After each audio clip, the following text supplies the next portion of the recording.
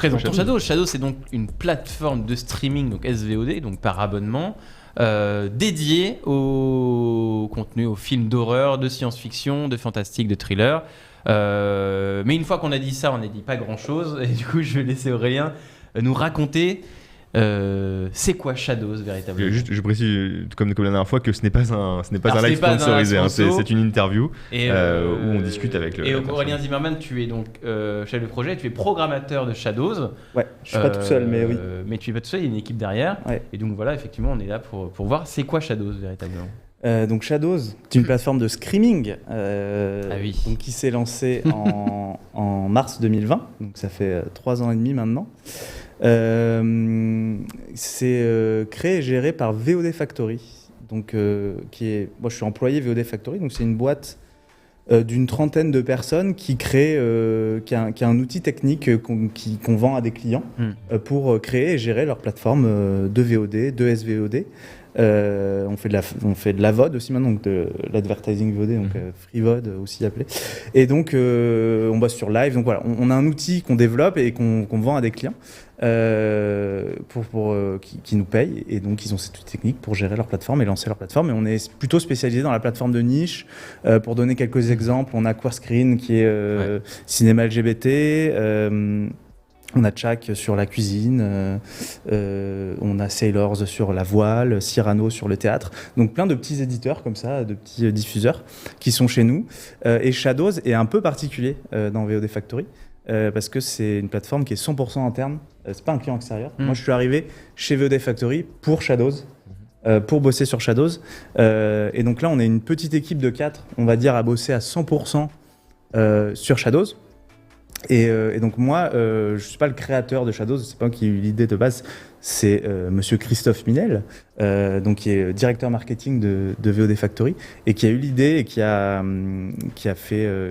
lancé ça au sein de la boîte. Et moi, je suis arrivé, j'ai été embauché avant le lancement de Shadows pour bosser dessus, donc sur la prog, l'édito, les réseaux sociaux. Pour vraiment le cas Shadows. C'est ça. Pour gérer Shadows. Voilà, tout à fait. Et donc dans l'équipe, pour leur faire un petit big up, donc il y a Christophe qui lui est on va dire programmateur principal, qui fait vraiment, qui gère les budgets, les droits, qui va faire les contrats, tout ça, contacter les endroits. Même si je bosse avec lui là-dessus. Donc il y a Thibaut Pignot qui est plus sur un aspect technique, qui va bosser avec les labos pour récupérer les films, les mettre en ligne, gérer les sous-titres, tout ça. Voilà, et on a une alternante aussi dernièrement qui s'appelle Gaëlle Rousseau, qui bosse sur plein de différents aspects avec nous, qui nous aide beaucoup. Donc voilà, on bénéficie du travail d'une trentaine de personnes, c'est-à-dire il y a un pôle dev, un pôle graphisme, un pôle UX UI qui vont bosser pour les clients, mais du coup aussi pour nous, parce qu'on a une sorte de client interne, quoi.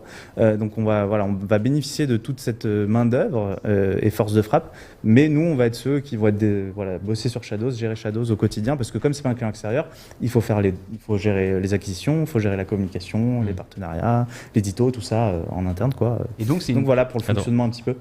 Non, juste un truc, je tenais à dire que j'ai dit une énorme connerie tout à l'heure. Ravenix me dit New 52 chez Marvel, New 52 c'est DC. Donc excusez-moi, je pensais à l'univers Ultimate et je tiens à le rectifier parce que voilà. Merci Ravenix pour ta. Donc Shadows, c'est donc une plateforme SVOD française et indépendante. C'est ça. C'est comme ça que vous vous positionnez. Qui a, là tu t'as dit effectivement que tu étais arrivé sur chez VOD Factory pour gérer Shadows. Et Shadows a une origine un peu atypique puisqu'elle a été créée notamment et financée par une campagne de financement participatif sur Ulule. Tout à fait.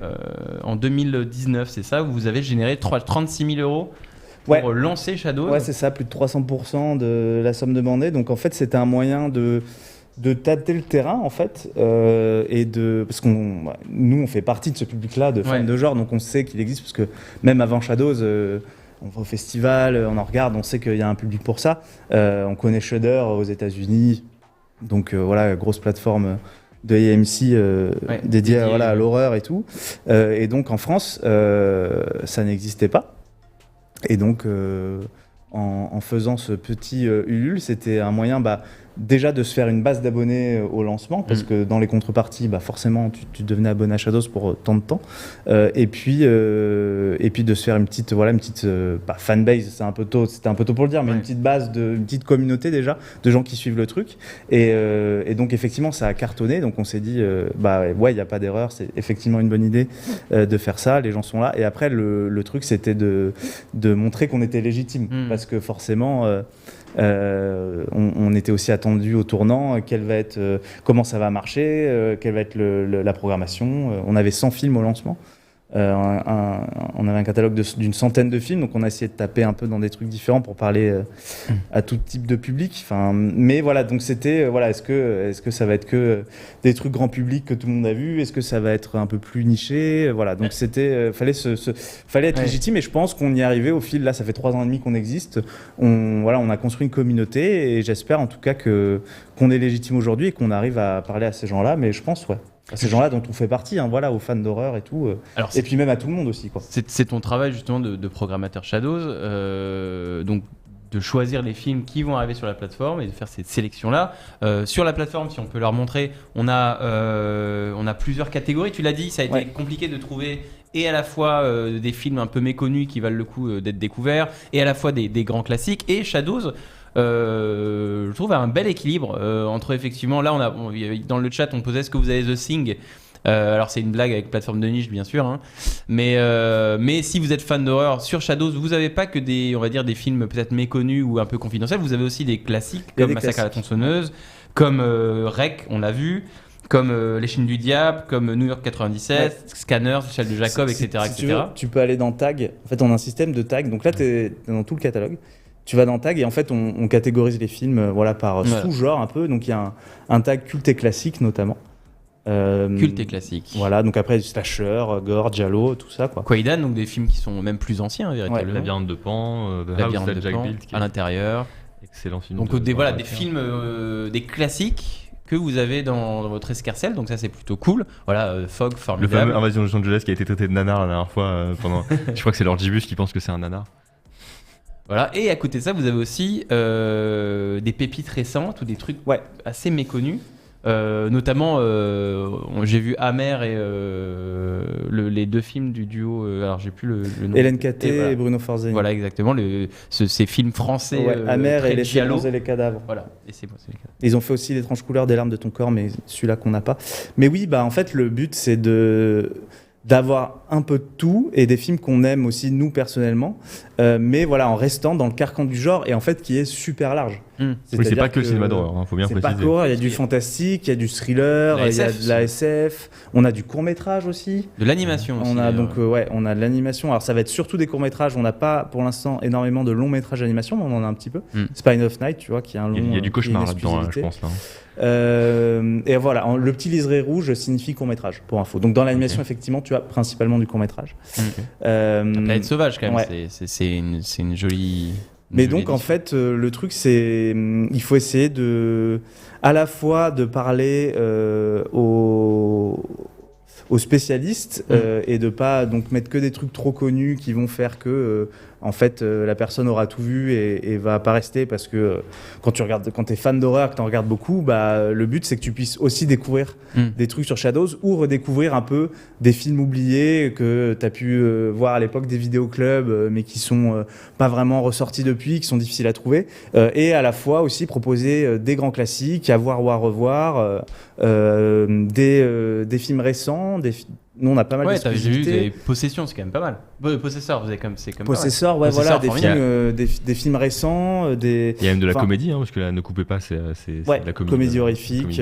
Les bouchers verts aussi, Donc voilà, il y a un western. Je dirais qu'il y a un prisme assez large, vraiment de popularité entre les films. Va y avoir des trucs hyper obscurs, comme tu vois là, je vois Horror in the High Desert, qui est une exclue qu'on a sortie Halloween dernier, ou Mom. Ça, c'est des films qui ont 2-3 ans, qui sont jamais sortis en France. C'est des fun footage que nous on a kiffé et qu'on voulait faire arriver sur Shadows, parce qu'en fait les films, ils sont là, ils ont été un peu montrés en festoche en France ou ailleurs, mais voilà, depuis rien du tout, parce que c'est pas des films facilement exploitables pour, on va dire, les plateformes généralistes ou même les distributeurs ou quoi. Et nous, on est hyper contents de les avoir, parce que c'est des films en fait que très peu de gens ont vu, parce qu'ils sont jamais sortis légalement en France, même si ils peuvent dater de 2018, 2019, et en fait juste ils sont jamais sortis quoi. Donc voilà, le but c'est de parler aux curieux et aussi d'être réconfortant, dans le sens où tiens, je connais l'horreur, qu'est-ce qu'il y a ? Ah bah il y a Ebola Syndrome du catégorie 3, trop bien, ça c'est cool. Ah il y a ça que je connais pas, qu'est-ce que c'est ? Bah trop bien, Your Next, Culte.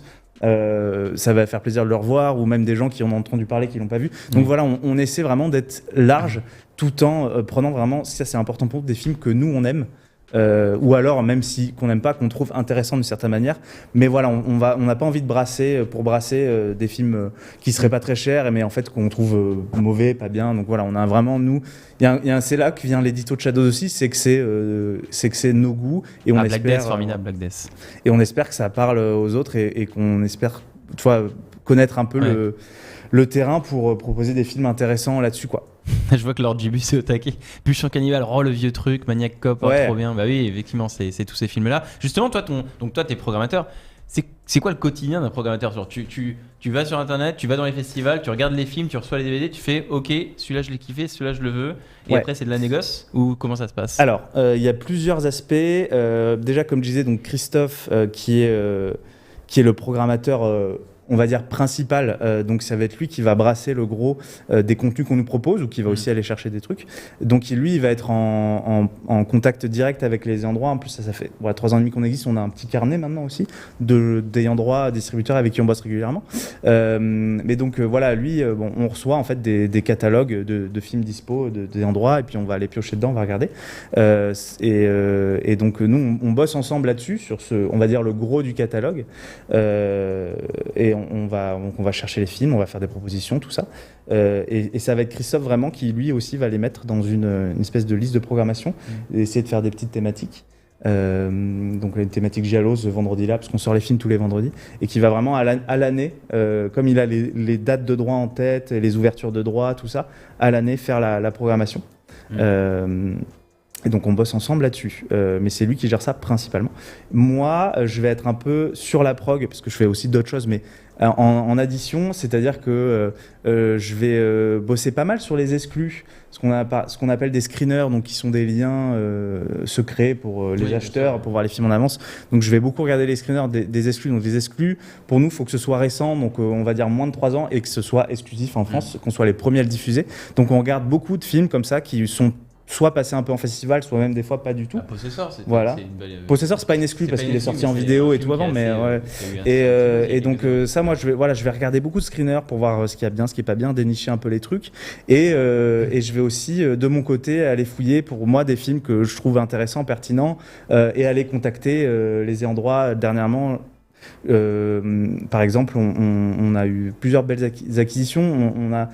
J'avais contacté Eric Falardeau, qui est un réalisateur québécois que j'adore, qui a fait Thanatomorphose, qui est un long métrage de 2012 que je trouve de body horror, que je trouve exceptionnel, et qui est très méconnu, qui est pas une exclue parce qu'il est sorti à une édition vidéo chez Uncut Movies, si je dis pas de bêtises, en 2015, un DVD. Mais voilà, depuis, assez introuvable. Et donc, par exemple, moi, je lui ai écrit, je lui ai dit, on aimerait sortir ton film et tout, machin. Et c'est lui qui avait les droits, donc on a négocié les achats de droits avec lui. Et donc là, donc c'est bon, on a acheté le film. Il va arriver normalement en octobre sur Shadows. On a déjà pu faire une séance au Festival Cinéma Interdit à Paris, dans une salle pleine, donc c'était super. Et on prépare aussi, sur ce film-là, un Blu-ray avec ESC. Donc tu vois, là, par exemple, c'est un film qu'on achète tout droit et qu'on va exploiter de différentes manières. Donc on va le sortir sur Shadows, on va faire un Blu-ray, on peut faire des séances salles, on en a fait une, on va en faire d'autres. En fait, on a une petite activité de distribution, tu vois, sur ce film, et sur d'autres, sur Shadows. Donc, nos revenus, c'est pas que les abonnés, ça va être aussi cette activité de distribution de films qu'on achète tout droit pour en faire d'autres choses et faire vivre les films qu'on aime en fait différemment aussi ailleurs que sur. Justement, il y a une question dans le chat qui dit, tu parles de comme quoi vous avez une activité qui est quand même diverse, et effectivement, et SVOD et du physique et tout ça. Il y a une question de Fayous qui dit, est-ce que vous faites de la production Non. Directement, c'est quelque chose qu'on nous demande pas mal, mais pour l'instant, malheureusement, on ne peut pas, parce qu'on n'a pas l'équipe, les moyens, l'infrastructure, c'est tout un autre métier. On est diffuseur et distributeur chez Shadows, on n'est pas producteur, parce que c'est un autre modèle que pour l'instant, on ne peut pas atteindre, mais je n'en doute pas qu'un jour on en fera, c'est une envie en tout cas, mais il faut encore que Shadows grossissent un petit peu. Tu disais effectivement que tu avais déjà t'allais voir les ayants droit pour faire ta programmation. Est-ce qu'il y a des ayants droit qui viennent vous voir parce qu'ils savent que Shadows est un endroit propice, idoine pour leur type de production, en disant je préfère que mon film soit chez Shadows parce que je sais qu'il sera bien traité plutôt que je suis Netflix ou Disney ou ailleurs. Ouais, ça c'est un web, on est très content de constater ça. Effectivement, c'est quelque chose qui arrive beaucoup pour le court-métrage. Beaucoup de gens qui nous écrivent pour diffuser leur court-métrage. Oui, parce que les gens peuvent soumettre. Alors, effectivement, les gens peuvent soumettre. Si vous avez un court-métrage d'horreur ou de genre, vous pouvez le soumettre à Shadows. Tout à fait. Il y a un formulaire et il pourrait être sur Ouais, la donc plateforme. on essaie de regarder tout et de répondre. Alors, des fois, c'est un petit peu long aux réponses. Je m'excuse s'il y en a qui l'ont envoyé ici parce qu'en fait, on a beaucoup de travail et puis on reçoit beaucoup de choses aussi. Des courts-métrages, on en sort. Une fois tous les 2 mois, 5, 6, ça dépend. C'est pas le gros du catalogue. Donc, on a beaucoup plus de demandes et de candidatures que de places et de budget pour ça. Ouais. Mais on en sort régulièrement et on bosse aussi avec pas mal de diffuseurs, de distributeurs réguliers qui nous envoient régulièrement leurs nouveautés et tout. Et puis moi, je me déplace pas mal en festival aussi pour aller voir tout ça. Et donc, ouais, le court-métrage, c'est important sur Shadows. Ouais. Et j'ai oublié ta question d'avant. Oui, donc nous, on nous contacte aujourd'hui et ça nous fait dire que, justement, peut-être qu'on est légitime, qu'on est là et que les gens après sont super contents de voir leurs films sur Shadows. Donc ouais, faut pas hésiter et c'est quelque chose dont on est super heureux à chaque fois de voir qu'on nous écrit pour ça, quoi. C'est vrai qu'il y a cet ADN assez participatif, on l'a vu aux origines avec ce financement participatif, ce fait que tu peux soumettre, ce qui est quand même atypique sur une plateforme de streaming, que tu peux soumettre ton court-métrage pour qu'il puisse être disponible sur Shadows, donc c'est quand même assez particulier. Ça a déjà le cas sur Sofa VOD, qui est une plateforme pour le coup d'hébergement de courts-métrages français. Il y avait une question dans le chat qui était intéressante, est-ce que vous financez des doublages ou vous vous cantonnez à la VOST? Alors, récupérez-vous d'éventuels doublages également? On parle de VF là. Ouais. Voilà, on essaie autant que possible de proposer de la VF sur les films. Il y a des films qu'on a que en VOSTFR. Malheureusement, ça coûte cher de faire doubler un film. Et notamment sur les exclusivités. Donc, c'est des films qui, 99% du temps, en fait, n'ont pas eu de VF parce que c'est des films qui sont jamais sortis en France. Nous, on n'a pas forcément le budget pour faire des VF à chaque fois. Donc, on peut en faire quand on sait qu'il va y avoir une diffusion un peu plus importante du film, un peu plus large, s'il va y avoir un préachat par un autre diffuseur qui va nous aider à acheter le film, s'il va y avoir peut-être une édition Blu-ray qui va sortir. Là, on va faire une VF. Mais quand c'est un film qu'on va sortir juste sur Shadows, c'est compliqué pour nous de débloquer. Après, il y a toujours les sous-titres français, mais c'est compliqué. Question financière, question ouais, budget. voilà, ça coûte cher. C'est des comédiens et tout, donc c'est normal. Mais malheureusement, on n'a pas à chaque fois la VF, et ça arrive aussi que sur des vieux films, en fait, c'est des questions de droit, mais il y a des films assez obscurs qu'on a. On va trouver, on va aller dénicher qui est l'ayant droit. Et il va nous dire, ouais, voilà, par contre, j'ai pas les droits de la VF. Et du coup, là, si on veut la VF, il va falloir aller parler à l'ayant droit de la VF, trouver qui c'est. Ça peut souvent peut-être un diffuseur français qui l'a passé avant, quoi, et payer les droits de la VF. Donc, voilà. C'est un vrai travail. C'est un vrai travail. Fourmi Après, on peut imaginer que beaucoup de fans d'horreur aiment bien regarder leurs films dans la langue d'origine du truc. Surtout qu'il y a beaucoup de films étrangers aussi en dehors du monde anglo-saxon et du monde français. Ouais, c'est quand même une vraie demande, la VF. On s'en rendu compte, on s'y attendait c'est une pas. vraie demande à ce point-là. Ouais, on s'y attendait pas que ce soit à ce point, mais on le voit sur les réseaux sociaux, dans les commentaires et tout. Il y a une VF, il y a une VF. Les gens demandent beaucoup qui est la VF, et c'est quelque chose qu'on entend, et du coup, c'est pour ça qu'on en a plus aujourd'hui qu'au lancement, où on s'est dit, on savait que c'était important, mais on s'est dit peut-être qu'effectivement, les gens vont préférer regarder en VO, mais en fait, il y a un vrai public qui demande la VF, et ce qui est légitime, ce qui est normal, donc on essaie autant que possible de la proposer. Ouais. J'ai retrouvé un Blu-ray Shadows chez Potemkin, si tu veux montrer, Karl. C'est de Pool. On va voir à quoi ça chez ressemble. Blackout. Une édition Shadows. Ils le vendent chez Potemkin, ouais. Ça, c'est Blackout et ESC qui l'ont fait, ouais. La collection Shadows, donc. Ouais. L'histoire d'un crocodile qui attaque un mec dans une piscine vide. Ouais. Un survival, avec un crocodile dans une piscine. Il y a combien de films en DVD Blu-ray dans la collection Shadows comme ça? Alors en fait, collection Shadows, alors en fait, c'est pas toujours collection Shadows parce que c'était les premiers qu'on avait fait avec Blackout et ESC, et c'était What Keeps You Alive et The Pool. Et donc, sauf qu'après, en fait, il s'est avéré qu'on en a fait avec d'autres éditeurs, et du coup, Collection Shadows, c'était agréé à Blackout, donc on a juste, voilà, c'est pas forcément à chaque fois Collection Shadows, mais on a fait, pour faire la liste, donc What Keeps You Alive, The Pool chez Blackout. Après, on a fait Beyond the Infinite 2 Minutes chez Spectrum Film. On bosse beaucoup avec Extra Lucid, qui est un éditeur indépendant. On a fait chez eux Sweetie, You Won't Believe It. J'essaie de me souvenir, My Heart Can Beat Unless You Tell It To. Donc ça, c'est à chaque fois des exclus Shadows. Et là, qui arrive, il y a un beau trio qui arrive chez eux, c'est The Spine of Night, Wessera et Deadstream. Voilà. Bah voilà, vous voilà au courant. Alors, tu as adoré la question suivante. Est-ce que Chloé est là? Ça se trouve, de Chloé Laé, qui se trouve travaille pour Shadows parce qu'elle pose des questions. Est-ce qu'il y a des séances de cinéma? J'avoue, je la connais. Est-ce qu'il y a des séances de cinéma parfois? Ça tombe bien. Alors, Chloé, ça tombe bien. Est-ce qu'il y a des séances de cinéma parfois? Oui. Et oui, parce qu'il y en a une qui arrive soon. Ouais, il y en a une lundi prochain, le lundi 26 juin à 20h. On passe au MK2 Bibliothèque en avant-première, un film qui s'appelle The House. Le titre original est Skinamarink, qui est un film américain. Canadien-américain, qui est un film qu'on est très très content d'avoir à la base, qui devait sortir en salle, qui est un film qui est distribué par ESC. Donc là, c'est un cas de figure différent. Nous, on va le sortir en exclu, mais on n'a pas, c'est pas nous les droits du film. On a une fenêtre d'exclusivité, donc on a acheté des droits à ESC. Et on le sort en exclu quelques mois avant que eux ils le sortent en vidéo. Mais voilà, donc pour la petite histoire du film, et après je réponds à la question aussi un peu plus largement.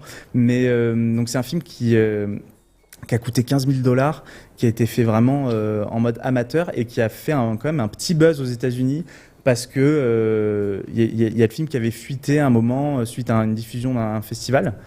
Et il y avait pas mal d'extraits qui se sont retrouvés sur TikTok. D'extraits assez flippants. Et donc, du coup, voilà, ça a fait des threads comme ça.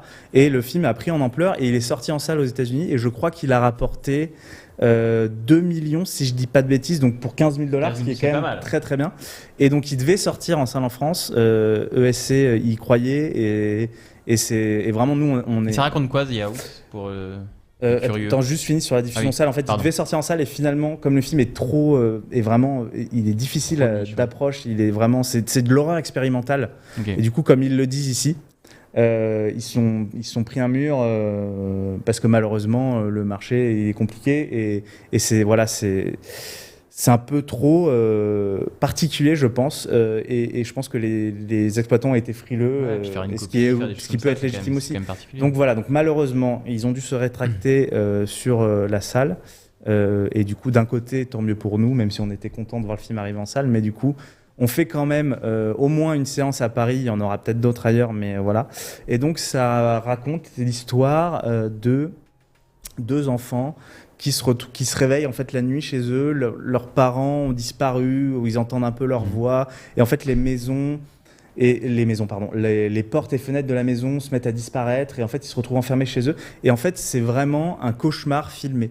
Et donc c'est très nébuleux, la narration est très éclatée, ça joue beaucoup sur le hors-champ, souvent on voit pas l'action, elle est décadrée, et en fait c'est un film, si on rentre dedans, qui peut créer vraiment une véritable angoisse, et qui a une approche de la peur différente de tout ce qu'on voit au cinéma actuellement, c'est-à-dire dans ta face, machin. Il y a vraiment, ça pousse la notion de hors-champ à son paroxysme, quoi. Et donc ça peut frustrer aussi, c'est un film qui va diviser inévitablement.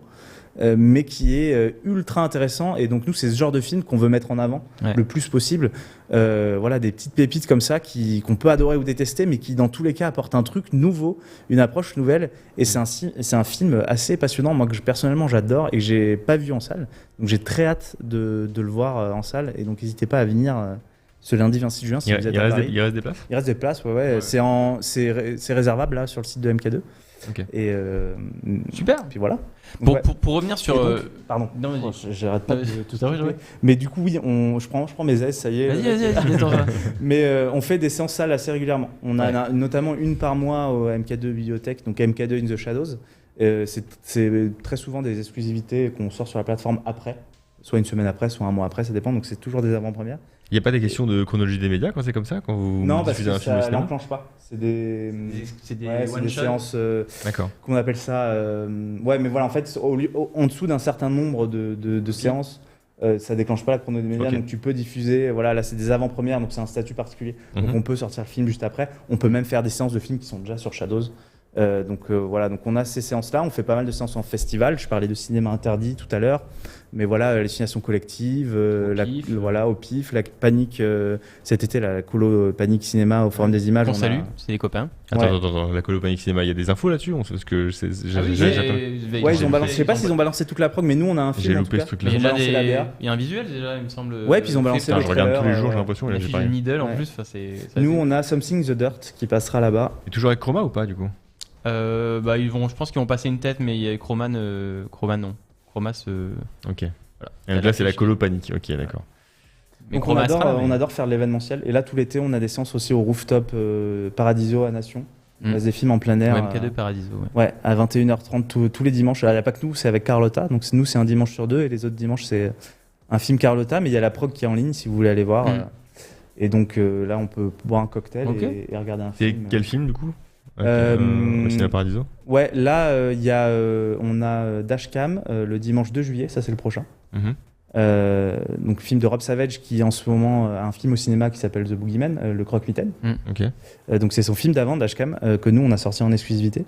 Et donc après va y avoir là comme ça Tiny Cinema, Harpoon, Jacob's Wife, Deadstream, j'en oublie sûrement, mais Ok. Bliss de Joe Begos. Mais voilà, c'est nos exclus en fait. En fait nous les séances comme ça, les films qu'on peut diffuser ailleurs sur Shadows, c'est forcément qu'on a des droits salles, donc des droits plus larges que juste de la SVOD. Donc c'est Mhm. 9 fois sur 10 nos exclusivités. Ok. Après, ça arrive qu'il y ait des films un peu plus vieux qu'on achète aussi avec des droits un peu plus larges pour pouvoir justement les exploiter autrement. Pour revenir sur la plateforme Shadows, peut-être qu'on peut la remontrer de nouveau. Pour revenir sur la plateforme en elle-même, tu disais qu'au début, vous aviez lancé la plateforme avec 100 films. Maintenant, il y en a 423 aujourd'hui. Ouais. On l'a distingué entre des tags, on l'a vu au début, des sélections, on va dire, avec des thématiques, donc thriller, science-fiction, horreur, etc. Et vous avez aussi des sélections, voilà, on le voit juste là, Tout à des fait. sélections proposées par des réalisateurs comme Fabrice Duvels, comme Xavier Ron Gans. Balaguerro, comme Xavier Jans, etc. Donc on a quand même pas mal de... Puis on voit qu'il y a Alexandre Aja. le Fossoyeur du film, on a Il y a Alexandre Demoiselle Aja, d'horreur. il Demoiselle y a d'horreur Demoiselle aussi. d'horreur. Mm. Donc c'est des sélections faites par ces réalisateurs, créateurs de contenu directement sur la plateforme. Vous avez également eu un podcast au tout début dédié comme ça à des réalisateurs particuliers. Il y avait Carpenter, il me semble. Ouais. Voilà, donc là on voit la sélection d'Alexandre Aja. Ouais, bah, Donc, il y a quand même pardon, des jeux, il y a quand même il y a quand même des films très connus du genre et assez appréciables. Evil Dead 2, Halloween. Michel alors lui, Jacob. quand même, il l'a c'est fait quand même il y a assez longtemps. C'est un temps ça, je pense. Il y a ouais. peut-être Depuis, il y a des films qui sont partis, c'est pour ça qu'elle est un peu maigre. Mais si tu mets une plus récente, il y aura un peu plus de films. En fait, veux il faudrait être, que je le recontacte pour qu'il mette à jour. qui remettent à jour. C'est ça Tu veux le mettre problème, qui c'est que les droits ils finissent et donc il y a des films, le catalogue il tourne quoi. Tu veux Donc là, mettre laquelle je mets? Oh, ce que tu veux. Je crois que Jill j'ai le Gavarguisian. pire nom à dire, mais c'est la réalisatrice de The Stylist, qui est un super film d'horreur. Alors là, scroll un peu, voilà, ça va charger. Donc là, elle en a un peu plus, effectivement. À 12 Hour Shift. Mais oui, l'édito, c'est hyper important pour nous. Moi, je suis en charge de l'édito sur Shadows, et donc c'est un moyen de pas juste balancer des films comme ça, c'est de les accompagner, en fait. Mm. Et donc, ça veut dire faire des sélections aux réalisateurs, aux influenceurs avec qui on travaille, qu'on apprécie, qui, eux, vont pouvoir conseiller des films à leurs fans, à leur communauté. Et ça va être faire des bonus, interviewer quand c'est possible les réals. Justement, pour The Stylist, on avait fait faire une petite vidéo de présentation par Jill qui avait parlé de son film, qui va être là disponible dans les bonus, tu vois, qu'on met aussi sur les réseaux sociaux. Donc c'est accompagné le film. À chaque fois, il y a un petit pourquoi voir ce film que je rédige pour expliquer pourquoi on l'a choisi, qu'est-ce qui nous plaît dans ce film et donner envie de le voir. Voilà. Et puis ça va être sur les réseaux sociaux, partager tout ça. Et il y a le rendez-vous vraiment du vendredi où on sort les films chaque vendredi à 17h. Et donc, on en parle tous les vendredis sur les réseaux sociaux. Mais voilà, à chaque fois, on essaie de les accompagner le plus possible. Si on peut, on donne la parole à ceux qui l'ont fait, parce que c'est quand même mieux, par une interview, par une vidéo de présentation. Et sinon, on fait nous-mêmes un petit texte, un petit visuel, et on accompagne vraiment la sortie du film et on fait des thématiques. Et après, ils vont se retrouver dans des listes, ils vont avoir leur tag, et on essaie que la plateforme soit agréable à parcourir et que le connaisseur puisse dire tiens, sur The Stylist, j'ai adoré, qu'est-ce qu'il y a d'autre dans le body horror? Bim, tu cliques sur le tag et tu vois d'autres films. Alors c'est vrai qu'on n'en a pas parlé du tout parce qu'on a parlé du contenu, et c'est vrai que c'est ça qui est aussi intéressant, quels sont les films, qu'est-ce qu'on crée autour, comme tu disais, comment est-ce qu'on met en avant ces contenus si importants pour les plateformes de streaming. Mais on n'a pas parlé du prix de Shadows et de sa disponibilité, du côté un peu technique et financier de Shadows. Shadows, c'est donc 2 abonnements, un mensuel à 4,99€ par mois, sans engagement résiliable à tout moment, ou un annuel à 49€. Shadows est disponible à plein d'endroits, donc bien sûr le site dédié. Vous êtes également en appli. On a des applis. On essaie d'élargir. On a dit que également Prime Video, les Prime Video Channels, on en a parlé. Ouais. En fait, quand on a lancé, on était juste en web, quoi, sur le site web, en OTT, quoi. Donc c'est normal, un lancement, tu vois, forcément. Mais le but, c'était assez vite d'arriver sur le plus d'endroits possible. Et donc, on a une super équipe UX/UI et de développeurs qui ont bossé sur les applis et tout. Et donc, voilà, aujourd'hui, on est sur Apple TV, Android TV, on est sur smartphone et tablette, la TV d'Orange et Prime Video, qui là sont, dans les 2 cas, des abonnements un peu à part, dans le sens où il faut passer par leur environnement pour prendre un abonnement. Donc les Prime Video Channel, t'es abonné à Prime et tu payes en plus 4,99€ pour être abonné à Shadows. Mais du coup, si tu passes par Prime, tu n'auras pas accès à Shadows, le site web et les applis Android, les autres applis, parce que en fait, malheureusement, on peut pas faire autrement. Mais voilà, Amazon, ils prennent une commission pour héberger le truc. Donc il faut que ça passe par eux, et les abonnements, ils peuvent pas converger. Donc ça, c'est un truc qui est important à savoir. Mais en tout cas, via Prime, on est disponible en fait partout, parce que Prime sont disponibles partout. Et sinon, via Shadows directement. Donc, comme je disais. Molotov aussi. Molotov aussi, ouais. Bien. Et est-ce que. Donc là, moi, après, ça peut aussi être confidentiel, puisqu'on parle de données financières, mais du coup, au-delà du financement participatif de 36 000 € qui avait lancé la plateforme, tu dis qu'aujourd'hui, vous avez réussi à avoir votre pôle comme ça de fans, d'habitués, de gens qui vous suivent, de gens qui, au bout de 3 ans et demi, vous supportent et suivent la plateforme Shadows. Combien Shadows a d'abonnés aujourd'hui? Est-ce que c'est un chiffre que vous dévoilez? Non.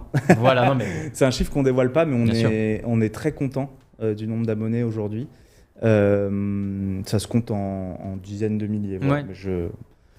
Mais j'en dirai pas plus. Mais oui, on est très content, et en tout cas, c'est vrai qu'on a réussi à monter une vraie communauté de gens qui nous suivent, avec qui on communique, et surtout on répond. Ce que je veux dire, c'est qu'on répond aux messages. Donc il faut pas hésiter à nous écrire sur les réseaux sociaux, et nous on répond, donner des conseils de films, ce que vous avez envie de voir arriver. C'est des trucs qu'on note. Mais donc oui, aujourd'hui, on est à plus de 20 000 sur Facebook. 11 000 sur Insta, 7 000 sur Twitter. Donc on a une petite communauté qu'on est très content d'avoir, et qu'on entretient, puis qu'on essaie de faire grossir aussi avec des partenariats pertinents. On fait beaucoup de sponsors YouTube, on a fait un peu de trucs sur Twitch et tout, mais voilà, toujours, faut que ça reste dans l'horreur, faut que ça reste pertinent par rapport à nous. Mais on a pas mal de partenaires comme ça récurrents, dont on est super content aussi. À YouTube, je pense à Sonia Liu, Demoiselle d'horreur, Az l'épouvantail, Max Skies, des gens comme ça. Alors pas forcément que cinéma, en plus. On va aussi aller chercher du côté des frais d'horreur, des true crime, des creepypasta, parce que c'est le public aussi. Et donc voilà, c'est notre façon de communiquer aussi, elle passe par là. Je vais poser une question que j'ai posée à Nico de Filmo le mois dernier. Qu'est-ce que vous répondez aux gens qui vous disent qu'il y a déjà trop de services de streaming? Et comment vous vous positionnez par rapport justement à la surabondance d'offres de streaming aujourd'hui, qui est un vrai problème pour beaucoup de porte-monnaie de gens? Nous, on s'est toujours pensé dès le début en offre de complément. C'est pour ça qu'on a un prix bas à 4,99€ par mois, parce qu'on aime se dire que la personne qui est abonnée à Netflix, à Prime, à Disney+, ou tout en même temps, si elle aime l'horreur et tout, qu'elle peut se dire bon allez, 4,99€, c'est pas 10€, c'est pas 15€. Je peux prendre ça en complément. Et on l'a pensé le prix comme ça, en fait, parce qu'on sait qu'on est une petite plateforme, on sait qu'on va être peut-être disponible moins facilement partout et moins facile d'accès que tout le monde, même si c'est quelque chose auquel on remédie petit à petit. Mais donc on voulait se dire que, et le prix n'augmentera pas, c'est vraiment pas prévu. C'est 4,99€. par mois et voilà, donc on l'a pensé comme ça en offre de complément, donc on n'est pas vraiment on se pense pas comme des concurrents, Oui. même on est beaucoup plus petits en fait que Et c'est résiliable à voilà. tout moment, et c'est il y a une Oui, sorte voilà, de ouais. flexibilité comme ça Oui, bien sûr. où on peut prendre Shadows un mois, Et l'arrêter, il n'y a reprendre, aucun etc., engagement. etc. Ouais. Et en termes de qualité d'image, on est sur quoi? C'est du... On n'a pas de 4K encore, mais Ouais. on est sur du HD, voilà, 1080p. Mhm. Et quand c'est possible, enfin voilà, 9 fois sur 10. Après, des fois, il y a des films, malheureusement, qui n'ont Ouais, pas il y a été des vieux restaurés. films, Quoi. Nous, on ne ouais. fait pas de restauration encore non plus. Donc, mais voilà, on essaie de toujours trouver la meilleure version du film. Mais voilà, on espère que le 4K arrivera à un moment. Il y a Ravenix qui dit que ça lui donne envie de lancer sa propre plateforme spécialisée. Ouais. Tu ferais une plateforme sur quoi, Ravenix? Ça nous intéresse. Et voilà, si t'as une idée. Alors moi j'avais dans les dernières questions justement quels sont les horizons de Shadows, quels sont par exemple vos événements pour le reste de l'année 2023. Tu m'as envoyé une Oui, vidéo tu l'as pas qu'il envoyé, faut. hein. Bah, j'étais Je l'ai envoyé saisi. genre 10 minutes avant. Quoi. Tu m'as envoyé une vidéo d'un trailer de ce qui arrive cet été. Ouais, Alors du coup je vais copier ce lien que je vais envoyer sur juillet-août. de manière Subrepticement. subrepticement à Basting qui va. Tu veux que je réponde à ta question en attendant? Oui voilà. Ouais, 2023, c'est une grosse année pour nous parce que déjà en janvier, on a eu quand même un gros événement, c'est qu'on a sorti en salle, en sortie nationale, donc véritable sortie salle, pas juste une en première, Terrifier 2 avec ESC. Donc on travaille beaucoup avec ESC Film. Donc on a acheté le film ensemble et on a distribué le film en salle. Pendant, voilà, il est passé dans une centaine de salles en France, voilà, pendant 3 mois, et on a fait un nombre d'entrées dont on était très satisfait. Et donc ça, c'était nouveau pour nous. ESC, ils avaient déjà fait ça, pas énormément de fois, mais ils avaient notamment sorti The Sadness, donc film taïwanais, je veux pas dire de bêtises, c'est pas thaïlandais, c'est taïwanais, ultra gore, donc de Rob Savage. C'est ce film qui avait eu une campagne de marketing Bob Jabaz, pardon. axée pas du tout sur le côté gore, et du coup plein de gens avaient vu le film et Ouais, avaient ils avaient dit mais what the fuck. fait une affiche assez stylisée, Ouais. avec un visage rouge comme ça, enfin une fille avec un Je visage l'ai un vu peu tout à en l'heure. sang, un peu les cheveux dans le vent. Et ça. voilà, donc ça c'est l'affiche l'image du Blu-ray. Sadness. Donc ça, nous on a été partenaires sur Blu-ray notamment, mais ça voilà, ils l'ont diffusé, eux ils l'ont distribué en salle, et donc voilà, et c'est un film vraiment super vénère, super gore, qui a plutôt bien marché, et donc on s'est dit tous les deux, on va refaire ça avec Terrifier 2, surtout que le film avait eu son succès qu'on connaît aux États-Unis, pour ceux qui connaissent pas Terrifier 2, si tu peux peut-être montrer une affiche, mais voilà, donc voilà le coffret Blu-ray qui vient de sortir.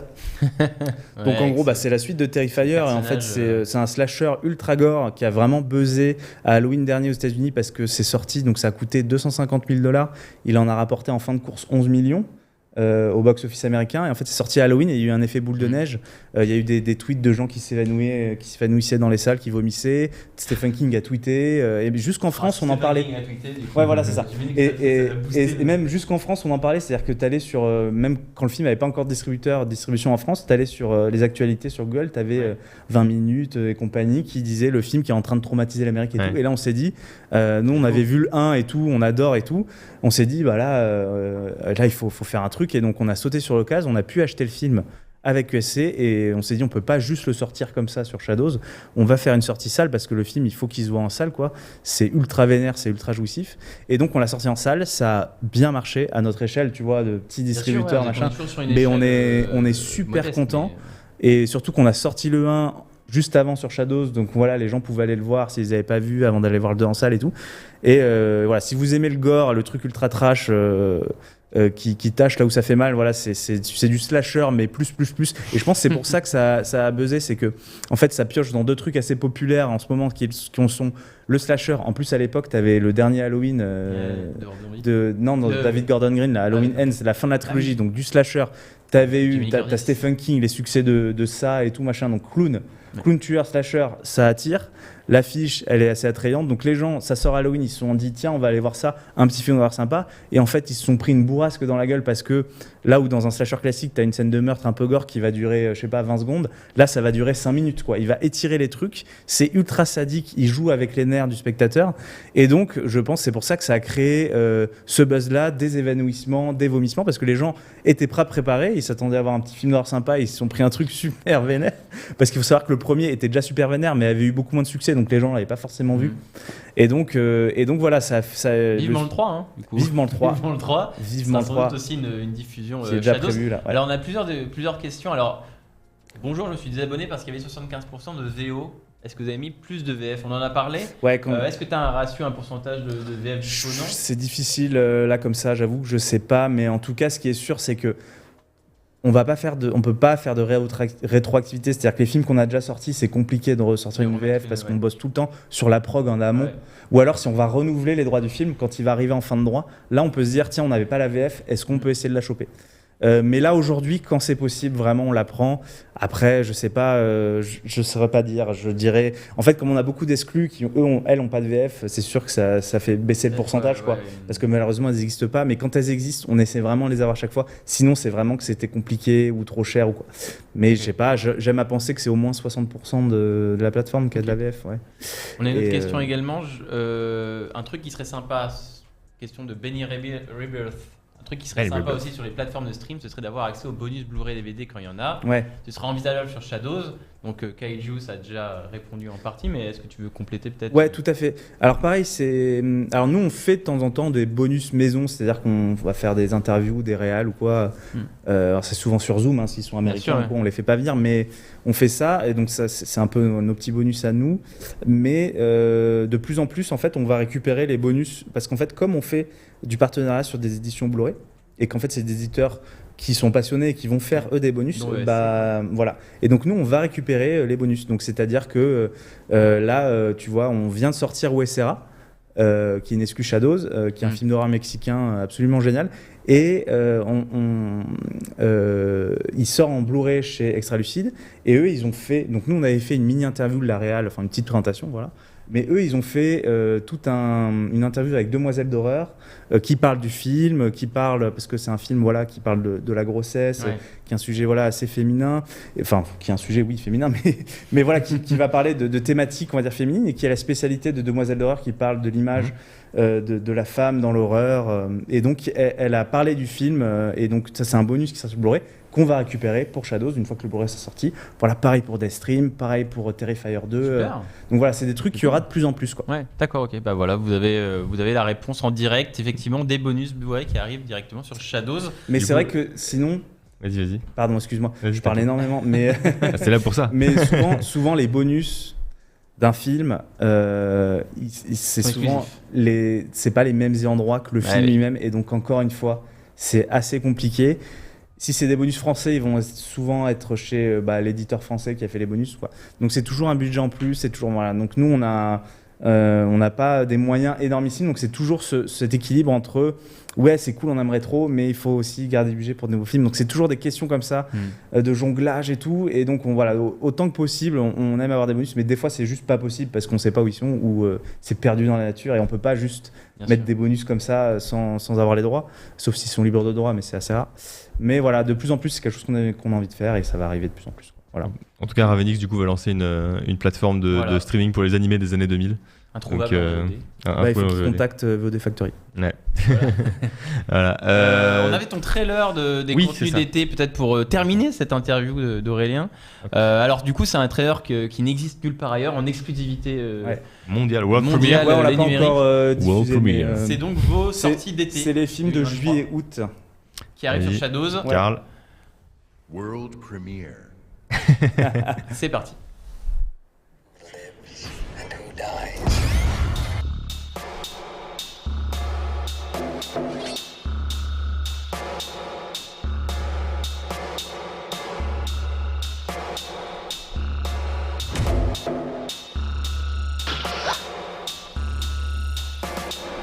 N'hésite pas à commenter si tu veux dire des trucs en particulier sur certains films que t'aimes beaucoup ou des trucs comme ça. On a vu The House. Ouais, je dirais dont on a après. parlé. Ouais. Ça fait beaucoup trop d'images à cauchemar dans ma tête.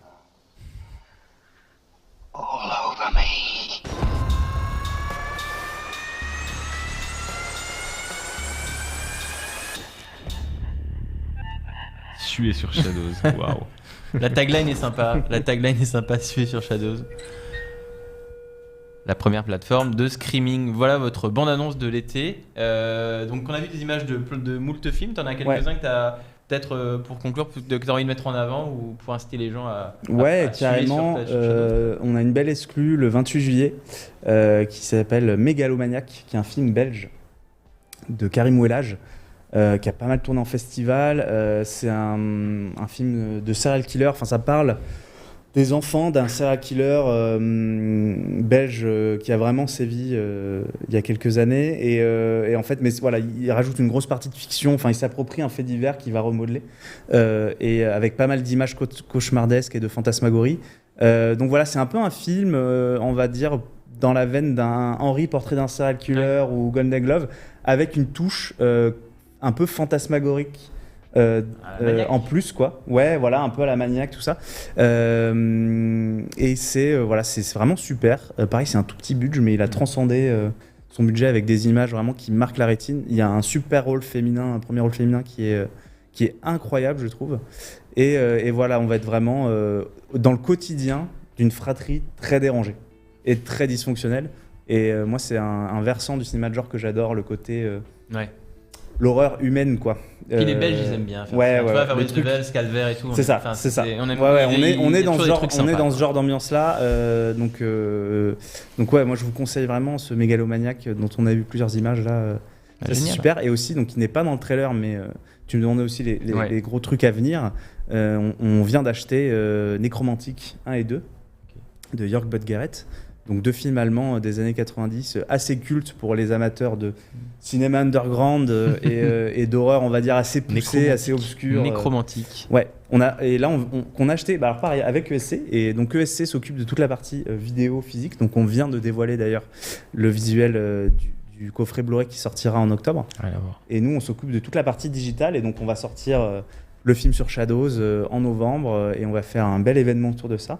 Génial. Et ça, moi j'en suis très très content parce que c'est des films que je voulais vraiment revoir arriver en France. Et donc j'ai écrit au réal, à Jörg, et pareil, ça s'est fait un peu comme Thanatom of France, tu vois ce que je disais. Ouais. T'écris, c'est ça qui est beau aujourd'hui avec Internet, c'est que voilà, tu contactes les gens assez facilement. Et là, en l'occurrence, il a été intéressé, et donc on a parlé de ces films-là, et donc on a pu acheter les droits pour le faire revenir en France. Pareil, assez invisible depuis longtemps. Il y avait, en fait, je crois que depuis l'époque des VHS de Axan. Après, j'imagine que là, on parlait effectivement des prochaines sorties. J'imagine qu'à Halloween, ça va être Halloween. le mois d'octobre est un gros mois, j'imagine, pour Shadows. Il va y avoir du très très lourd. Puisque il y a des choses. Après, on peut aussi garder. Non, je peux dire, mais tous les ans, on fait. Enfin, tous les ans, ça fait pas 1000 ans qu'on existe, mais on fait un peu un calendrier de l'Avent horrifique. Ouais. C'est-à-dire que tous les jours, on sort un film ou deux. Ça dépend, mais là, du coup, il y aura normalement une 40aine de films sur le mois, avec des sorties tous les jours à 17h, nouveaux films. Et va y avoir des trucs cultes, des exclus, voilà, il y aura plein de trucs de tous les horizons, mais ouais, c'est un gros mois pour nous, et on aime bien se donner à fond et faire une prog de malade mental. Peut-être il y a un dernier truc que je voulais dire, c'est que, vous êtes pas un peu tombé pile au bon moment parce qu'il y a un peu un revival en ce moment de l'horreur, etc. Alors, ce que les gens appellent l'horreur, quoi déjà Non, pas augmenté, c'est quoi déjà Elevated. Ouais. Alors déjà, c'est quoi ton regard sur ce phénomène-là et est-ce que du coup ça a contribué aussi au développement de Shadow? Est-ce que vous l'avez ressenti? Ouais, les Elevated Genre, ça fait quelques années quand même déjà que c'est un peu sur le devant de la chaîne. Alors, de la scène, pardon. C'est un terme de journaliste, hein, donc ça, qui est pas forcément dérangeant, mais qui peut effectivement avoir une certaine condescendance envers. Il y a des films d'horreur élevés qui parlent qui ont des discours sociaux et une imagerie d'auteur poussée, une mise en scène poussée. Parce qu'on parle de Ari Aster, et du coup les autres, les séries B, les trucs et tout, ça veut dire que c'est de la merde. Donc non, il faut vraiment. Le terme, il peut être condescendant pour ça, donc c'est pas un terme qui est toujours apprécié. Après, ça veut pas dire que les films d'Elevated Genre sont pas intéressants. Au contraire, en fait, juste, je pense, on avait besoin de mettre un terme sur un truc un peu nouveau, enfin, qui est pas nouveau parce qu'il y a toujours eu de l'Elevated Genre, en fait. Il y a toujours eu des auteurs forts qui avaient une vision forte. Tu vois, Toby Hooper, Massacre sonceuse, c'est de la vérité de genre. Tu vois, le mec, il a une vision forte, un discours fort, et il va dans l'horreur à fond. Mais effectivement, quand on dit Elevated, on pense à Hérédité, Midsommar, The Witch, The Lighthouse, souvent des films A24, Get donc, Out, boîte de prod qui a poussé ça un peu en avant, mais qui sont des films moi que j'adore. Mais j'adore aussi les bis crasseux des années 80, hyper cons. Terrifier 2 qu'on peut plus se rapprocher. Là, c'est l'anti-elevated, genre, c'est-à-dire que c'est du sale pour du sale, on va pas faire de discours social ou quoi, c'est vraiment la fête foraine, c'est un tour de train fantôme. Et ça a l'air d'être rempli de blagues en plus, un peu. Voilà. Ouais. Et donc, moi, j'aime autant l'un comme l'autre, en fait, tu vois, il faut les deux. Et dernièrement, ce qu'on voit plus, effectivement, c'est un peu peut-être un retour de cette horreur un peu foraine, tu vois, un peu train fantôme, de juste se faire peur pour se faire peur et passer un putain de bon moment en salle avec les gens qui hurlent et qui rigolent. Aussi, beaucoup du Parce qu'il plaisir y a de eu voir. The Sadness, qui est quand même comme ça, qui a eu son petit succès. Il y a eu Terrifier. Il y a eu, qu'est-ce qu'on peut citer aussi, Projet Wolfenting, qui a fait un peu moins de bruit, mais qui est un film coréen ultra violent qui est sorti en salle aussi. Il y a pas un truc qui avait fait un carton sur Netflix là, un truc avec pour les tripophobes. Moi, je suis tripophobe, j'ai horreur de ça, mais les trucs avec un monstre avec des trous sur le visage, je sais plus ce que c'était. Un truc qui était du cinéma, c'était asiatique aussi, mais je sais plus. Je sais plus quel pays. Je sais plus comment ça s'appelait. Je sais plus non plus, mais je vois l'idée. Ouais. Là, je vois pas comme ça. Je sais plus le truc. Bref. Bon, Et enfin voilà. donc ouais, il y a Pas mal de choses, il y a peut-être un petit retour de l'horreur, l'horreur bis. Et il quoi y a une question de Kaiju, est-ce que l'arrivée des films d'Ari Aster pourrait être envisageable sur Shadows ou est-ce que c'est trop cher? Pour l'instant, c'est pas envisageable. En fait, c'est le problème des gros distributeurs comme ça. Donc là, si je dis pas de bêtises, c'est Metropolitan, je crois, en France. Donc c'est inatteignable pour l'instant pour nous. C'est Oui, vraiment, Mais il y avait du Eggers, non? c'est vraiment cher pour Ils nous. demandent donc, toujours des sommes Il y a- aberrantes. il y a- c'est ça qui est Il y avait du Robert Eggers, non? Il y avait, non, vous avez pas eu The Witch ou quelque chose comme ça? Non. Ok. Non. Pareil, ouais. D'accord. Mais par contre, il y a effectivement des trucs peut-être un peu moins connus en dessous, mais qu'on peut parler d'Elevated. Bah, tu vois, on parlait de Possessor. Mhm. Là, Cronenberg. on peut Fils. parler d'Elevated genre, et tu vois, et ce qui est un film un peu moins connu, mais qu'on était super content de proposer, moi que j'adore. En plus, on l'a proposé au moment où, cool, en où plus. sortait Infinity Pool, donc son nouveau, Ouais. enfin où commençait à sortir en festival et tout. Mhm. Donc voilà, il y a plein. En fait, certes, des fois, c'est frustrant de pas avoir des gros films comme ça. Alors on en a un là, par exemple, Il y a quand même énormément de choses. Sinister 1 et 2 qui arrivent ce vendredi, Ouais. tu vois, donc c'est un gros studio et tout. Donc on en prend parce que c'est indispensable, et puis c'est des films qu'on aime aussi, tu vois. Genre moi Sinister, je kiffe, tu vois, le premier en tout cas. Et donc c'est indispensable d'en avoir parce que c'est des, Puis t'as tous les c'est des classiques, piliers, tu vois, qu'il faut qu'ils soient là, Ouais. comme Halloween, comme. tu Oui, vois. puis t'as les Carpenter, t'as les Cronenberg, t'as quand même pas mal de choses très Mais bien. c'est vrai que nous, ce qui va le plus nous passionner, c'est d'aller chercher des trucs un peu moins connus qu'on a envie de faire découvrir. Et là, on se fait plaisir de ouf, tu vois. Je parlais de Thanatomorphose, Nécromantique. Moi, il y a un film que j'adore personnellement. Et donc, c'est vraiment ma petite fierté parce que c'est sorti en 2012. Pardon, je vais boire. Je t'en prie. Magnifique Shadow. Je parle beaucoup. Shadow. Ouais. Et donc, c'est un film qui s'appelle Living DC. Donc, c'est un found footage de 2012 américain. C'est un mec qui a fait ça tout seul chez lui. Donc, c'est le réal, il a jamais fait de film, il avait jamais fait de film avant. Et donc, il réalise et il joue dedans. Il est quasiment seul à l'écran pendant 1h10. Il y a un moment, une autre actrice, mais voilà. Et c'est vraiment l'histoire d'un mec qui va déménager, qui va partir de Washington DC pour aller à la campagne. Il va emménager dans une baraque dans les bois et il va se passer des trucs chelous. Donc pitch ultra classique. C'est filmé en mode vlog, c'est-à-dire qu'il va documenter son déménagement. Parce qu'en plus c'est hyper malin parce qu'il a des troubles du comportement, donc il est dans une espèce de groupe de soutien. Donc pour montrer que ça va, il doit envoyer des vidéos. Regardez, chez moi ça va. Et donc il va ça va être plus entendre que voir des phénomènes bizarres autour de chez lui. Il va commencer à enregistrer tout ça et à le décrypter avec nous. Et c'est un film qui, moi, c'est un des films qui m'a fait le plus flipper de ces dernières années. Moi, je l'avais vu sur Internet, comme ça, parce que je fouillais un peu des trucs méconnus. J'adore le found footage, donc j'aime bien aller chercher des trucs pas du tout connus. Et donc, je vois ce truc de 2012, et c'est jamais sorti en France. Et donc, j'ai écrit au réal, je lui dis, nous, c'est Shadows, on fait ça, est-ce qu'on peut passer ton film? Il était trop content, parce que son film, il n'existe plus en fait, tu vois. Ouais, il est sorti, il était passé, voilà, il est sur Amazon aux États-Unis, tu vois. Et là, il est voilà. sur Shadow. Donc là, il est sur Shadow. Redis-moi le nom. Living, Quitter, comme partir. ouais. Living DC. Ici. EA. Tape Ah, juste c'est pas Living ça. peut-être, parce qu'avec le DC, avec Avec les points. 10.6, ouais. LEAVI. Ah oui, Ouais. je suis con. Ouais, c'est pas Oh là là. Ah, pas du tout. Et donc là, tu vois, trop content de sortir ce truc. On l'a sorti Halloween dernier et en plus, ça a bien marché, tu vois. Donc j'avais fait en plus une interview du réal qui raconte toute l'histoire du film, comment il a fait ça et tout. Et donc ça c'est super de sortir ça. Moi, je suis trop content, quoi. C'est le truc. Et c'est aussi ça l'identité du coup de Shadows, c'est et à la fois effectivement comme C'est tu l'as ça. dit d'aller chercher effectivement des films invisibles Ouais. ailleurs dans cet ADN film de genre d'horreur qu'on aime bien et leur donner la place qu'ils méritent Ouais. avec comme tu l'as dit au début toujours cette curation et de trouver à la fois de mettre du classique, de mettre du niche, des choses comme ça. On l'a dit, c'est à 4,99€ par mois. Si vous êtes intéressé par Shadows, voilà, vous pouvez comme ça essayer un mois, arrêter le mois suivant, essayer Halloween par exemple. Halloween, Tout vous à pouvez fait. En plus, prendre le Halloween, mois on fait d'octobre, toujours novembre. des promos, des Donc offres. c'est l'occasion. ouais. Mais en tout cas, voilà, c'est Shadows, la plateforme de streaming Tout à fait. française qu'Aurélien vient de nous présenter.